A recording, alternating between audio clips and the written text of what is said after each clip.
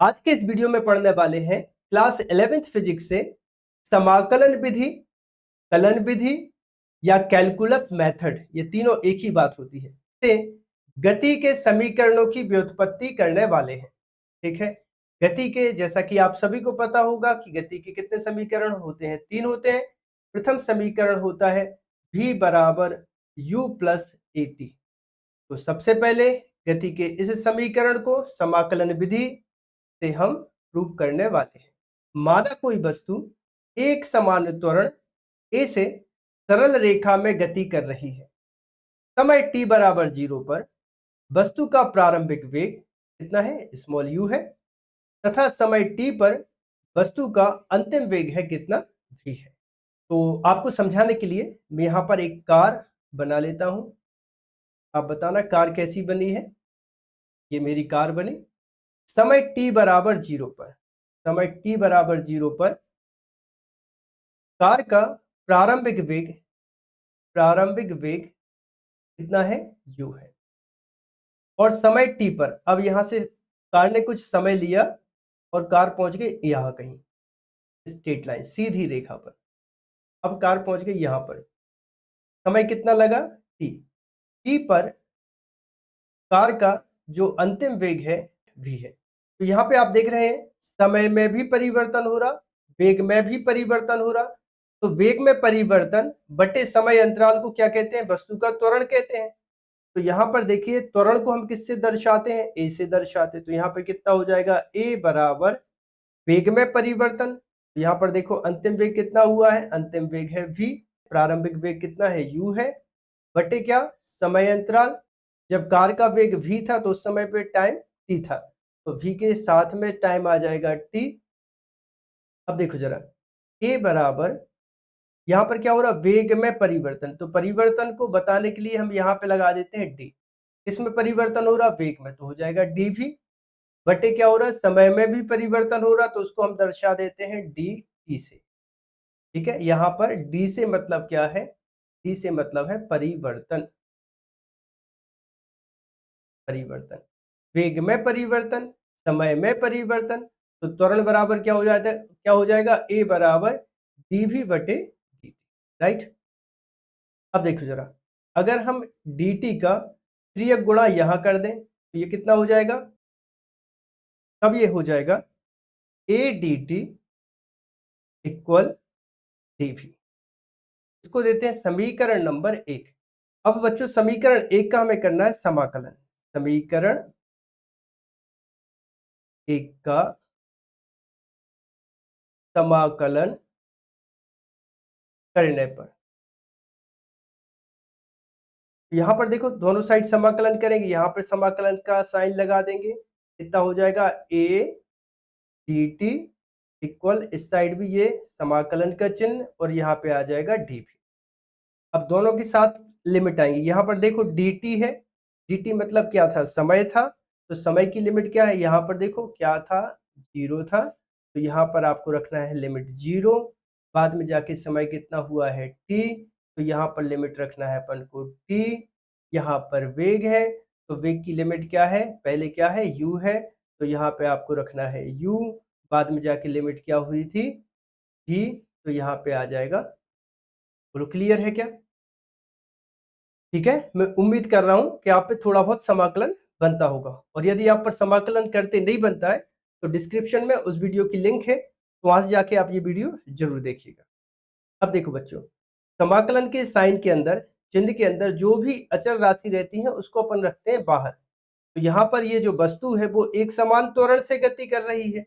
तो यहाँ पर ये जो a है ये क्या है, कांस्टेंट है। तो कांस्टेंट को समाकलन के चिन्ह के बाहर किया तो यहाँ पे आ जाएगा a, फिर यहाँ पे आ जाएगा 0, फिर हो जाएगा ये t, और यहाँ पे आ जाएगा dt इक्वल। अब यहाँ पर देखो एक समाकलन का फॉर्मूला होता है समाकलन dx, समाकलन dx, तो इसका समाकलन होता है x। तो यहाँ पर देखो, या फिर इसी को क्या लिखे, समाकलन dv का हो जाएगा v। तो यहाँ पर ये कितना है, dv है, तो dv का कितना हो जाएगा, v हो जाएगा। फिर लगाना है अपन को लिमिट। तो यहाँ पर देखो इनिशियल या प्रारंभिक लिमिट है u, और अंतिम लिमिट है क्या, v। पेन का कलर बदल लूँ थोड़ा सा। हाँ, अब यहाँ पर देखो कितना आ गया, dt आ गया। तो dt का क्या बताया, यहाँ पर देखो dt का हो जाएगा dt इक्वल t। अब ये बन जाएगा a t और फिर लिमिट। तो यहाँ पर लिमिट क्या है, 0। फिर अपर लिमिट क्या है, t इक्वल। अब यहाँ पर अपर लिमिट को v पर रखना है। सबसे पहले आएगा अपर लिमिट, तो यहाँ पे आ जाएगा v। यहाँ पर जो भी रहता है वो हटता है, लिमिट आती है, तो ये आ जाएगा v। फिर आएगा क्या, इस पे रखना है लोअर लिमिट, तो ये u। दो लिमिट के बीच में आएगा माइनस। फिर आगे देखो यहाँ पर a। अब फिर यहाँ पे अपर लिमिट तो है ये t माइनस लोअर लिमिट तो कितना है, 0। दो लिमिट के बीच में माइनस इक्वल कितना हो जाएगा, v माइनस हो जाएगा। अब आगे देखो t माइनस 0 कितना हुआ t, तो यहाँ पे बचेगा कितना, a इंटू टी इक्वल कितना, v माइनस कितना हो जाएगा, u। u का पक्षांतर करो तो ये हो जाएगा कितना, u plus A T equal हो जाएगा v। तो ये होता है बच्चों गति का प्रथम समीकरण।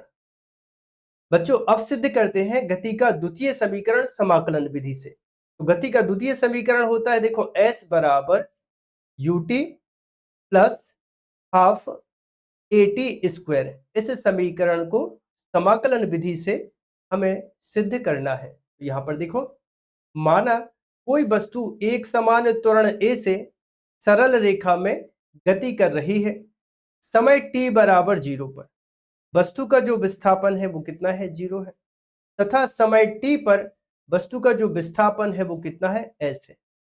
तब क्या हम यहाँ पर वेग का सूत्र लिख सकते हैं।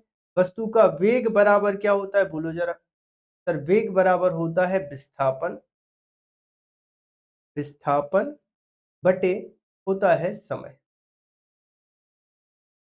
ठीक है। अब वेग को हम किससे दर्शाते हैं, v से।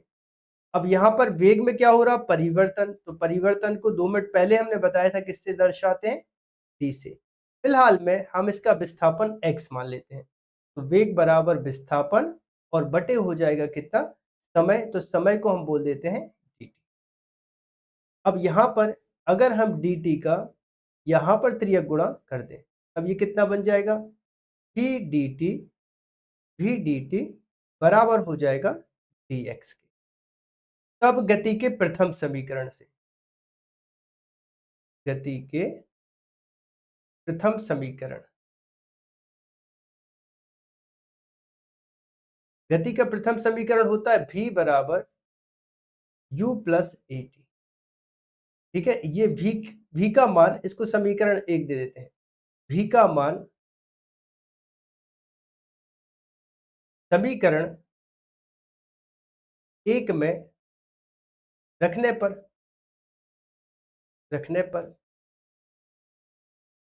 तो यहाँ पर देखो सबसे पहले क्या है, v है।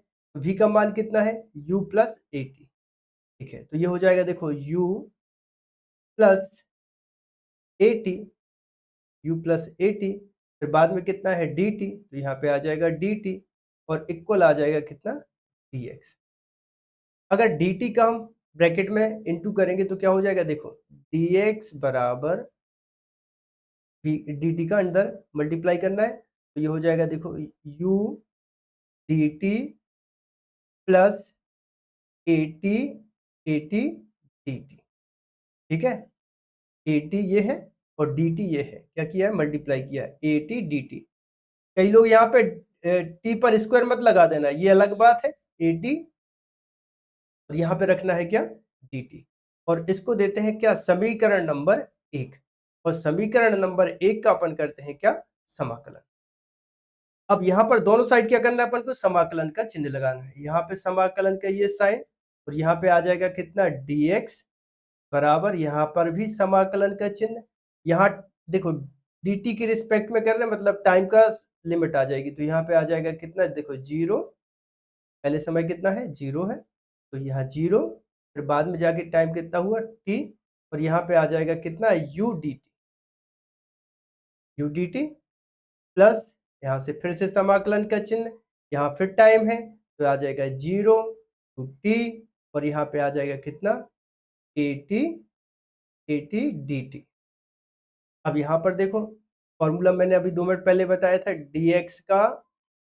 dx का क्या होता है x, तो यहाँ पे आ जाएगा dx की जगह आ जाएगा x और यहाँ पर लिमिट क्या है देखो जरा, विस्थापन की लिमिट क्या थी, पहले विस्थापन 0 था बाद में जाके s हुआ था, तो यहाँ पे आ जाएगा 0 बाद में जाके हो जाएगा s, तो dx का हो गया x, यहाँ पे लिमिट लगा दो, यहाँ पे 0 यहाँ पे s इक्वल, यहाँ से u को बाहर रख देते हैं, यहाँ से u बाहर, समाकलन का साइन 0 टू t और यहाँ पे आ जाएगा कितना dt प्लस यहाँ से a को बाहर रखेंगे, कांस्टेंट है तो a बाहर, यहाँ 0 टू t और यहाँ पे आ जाएगा कितना t, कोई पावर नहीं मतलब 1 का पावर, फिर कितना हो जाएगा, फिर x पर अपर लिमिट रखेंगे तो ये आ जाएगा s माइनस हो जाएगा 0 इक्वल, यहाँ पर ये dt है तो इंटीग्रेशन dt का t हो जाएगा, तो यहाँ पे आ जाएगा u और ये आ जाएगा dt का t, फिर लिमिट 0 टू t प्लस यहाँ पे a। अब यहाँ पर समाकलन का एक नया फॉर्मूला लगेगा, यहाँ पर देखो integration of x to the power n dx अगर होगा तो इसका समाकलन होता है x to the power n plus 1 upon होता है n प्लस 1, तो यहाँ पर n की जगह क्या है 1 है, अब ये हो जाएगा देखो t n plus 1 upon n plus 1, limit क्या है, लोअर लिमिट है 0, अपर लिमिट कितना है t है, तो s माइनस 0 कितना हो जाएगा s इक्वल, यहाँ पर कितना है u, अब t पर लिमिट आएगी t माइनस 0 प्लस कितना है a, यहाँ ब्रैकेट t पर 1 प्लस 1 मतलब ये हो जाएगा 2 अपॉन कितना है 1 प्लस 1 तो ये भी हो जाएगा 2, फिर लिमिट कितना है 0 और यहाँ पर कितना है t है, तो s इक्वल यहाँ पे ये u t माइनस 0 t तो ये हो गया ut प्लस यहाँ पर a ब्रैकेट t पर लिमिट, तो t पर लिमिट कितना है t स्क्वायर अपॉन कितना 2 माइनस, अब लिमिट आएगी 0 तो यहाँ पे आ जाएगा 0 का स्क्वायर अपॉन कितना आ जाएगा 2, फिर आगे s equal ut plus a, यहाँ बचेगा कितना t स्क्वायर अपॉन 2 माइनस 0 का स्क्वायर 0, 2 से डिवाइड करेंगे तो ये भी 0, तो यहाँ पे बचेगा कितना s इक्वल ut प्लस ये 2 बाहर आ जाएगा मतलब टी स्क्वायर अपॉन 2 माइनस 0, तो यहाँ पे कितना बचेगा a और यहाँ बचेगा टी स्क्वायर अपॉन,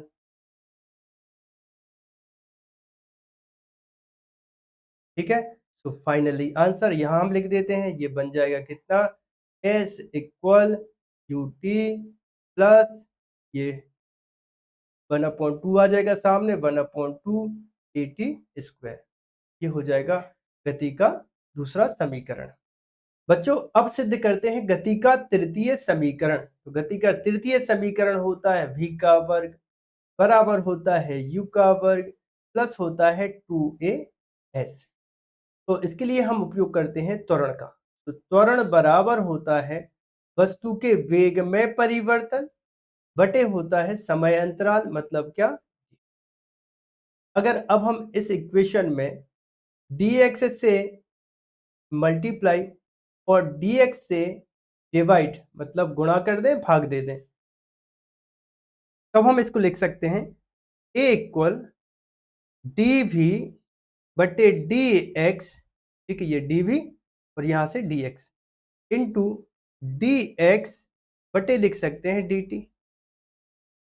अब यहाँ पर देखो डी एक्स क्या है विस्थापन, डी टी क्या है समय, तो यहाँ पर वेग बराबर क्या होता है विस्थापन बटे होता है समय, ठीक है, यहाँ डी एक्स मतलब क्या है विस्थापन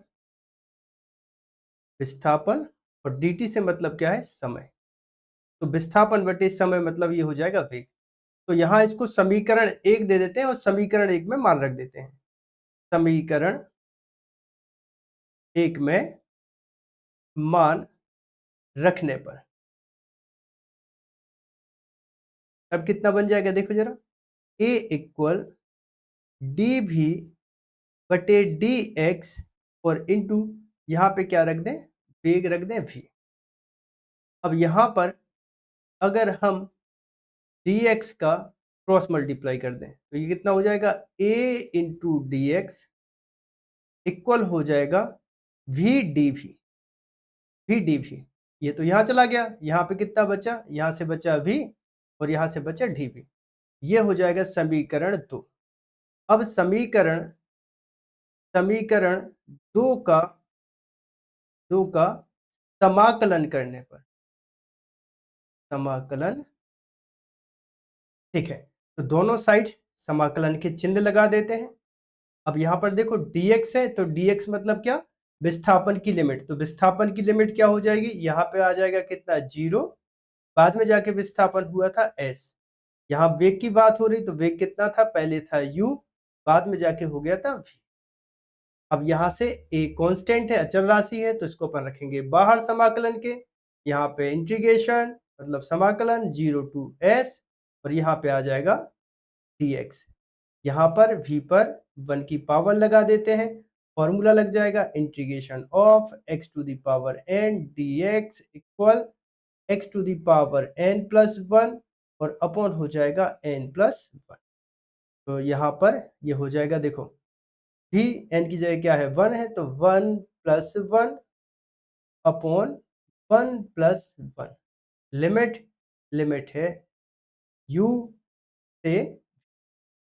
अब यहाँ पर एक दूसरा समाकलन का सूत्र बताया था, dx इक्वल कितना होता है x, तो यहाँ पे आ जाएगा ये a dx का x, लिमिट यहाँ पे 0, यहाँ पे s, यहाँ पर हो जाएगा g पर 2 की पावर बटे में आ जाएगा 2, लिमिट u से, यहाँ पे आ जाएगा अपर लिमिट मतलब क्या, x पे s रखना है, फिर x पर 0 रखना है, इक्वल, अब यहाँ पर v पर v रखना है, सो v स्क्वायर अपॉन 2, माइनस अब v पर u रखना है, तो u स्क्वायर अपॉन, आगे देखो जरा, ये हो जाएगा a s माइनस 0 मतलब s, तो यहाँ पे आ जाएगा as, यहाँ से 2 कॉमन ले लो तो ये आ जाएगा कितना, 1 अपॉन 2, ब्रैकेट में आ जाएगा v स्क्वायर माइनस आ जाएगा u स्क्वायर, 2 का 3 गुणा कर दो तो ये हो जाएगा 2as इक्वल हो जाएगा v स्क्वायर माइनस हो जाएगा u स्क्वायर, u स्क्वायर का पक्षांतर कर दो तो ये हो जाएगा कितना, u स्क्वायर प्लस कितना 2as इक्वल कितना हो जाएगा v स्क्वायर। ये है गति का तृतीय समीकरण। तो आई होप आप सभी को वीडियो पसंद आया होगा। यदि आप सभी को वीडियो पसंद आया हो तो चैनल को सब्सक्राइब करें, वीडियो को लाइक करें, वीडियो को अपने दोस्तों के साथ शेयर करें। मिलते हैं अगली वीडियो में।